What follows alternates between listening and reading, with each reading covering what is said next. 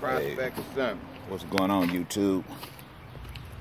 Yeah, I'm Al the mechanic. I try to work on cars sometimes. If any of you guys are having problems with, I got a 2004 Chevy Impala. I sold it to a girl and she had issues with it starting. First, her key got locked in the ignition switch and wouldn't turn. So she went to the scrapyard and got a new ignition switch and key, put it in, and the car hadn't started since.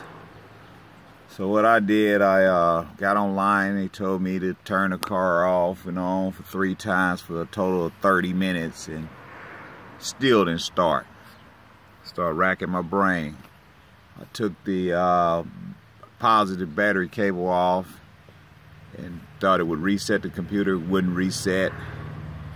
Tried resetting the computer on the radio. They said you could reset the security system on the radio. That crap didn't work. Went and got a new radio from junkyard, tried to put it in. Wouldn't you know, as soon as I put it in, it locked up. And if you ever get one of these GM products that has this locked radio, I don't know why they do that crap, because nobody wants to steal one of these crappy radios out of one of these cars. So I don't even know why they put the theft crap on there. But anyway, you can avoid that if you go to the junkyard.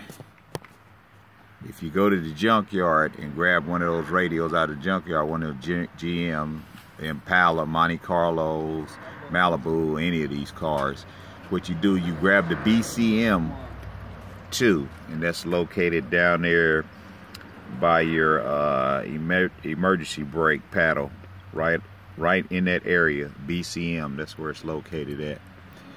And I also changed that, and then my radio, it works, it corresponds with whatever radio you get out of whatever car. Just make sure you get that BCM.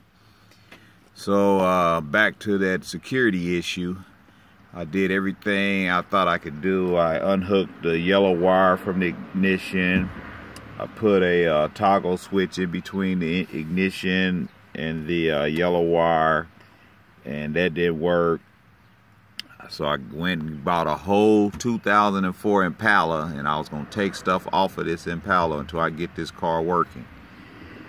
So I took the ignition switch and key out, put it in there. It didn't work.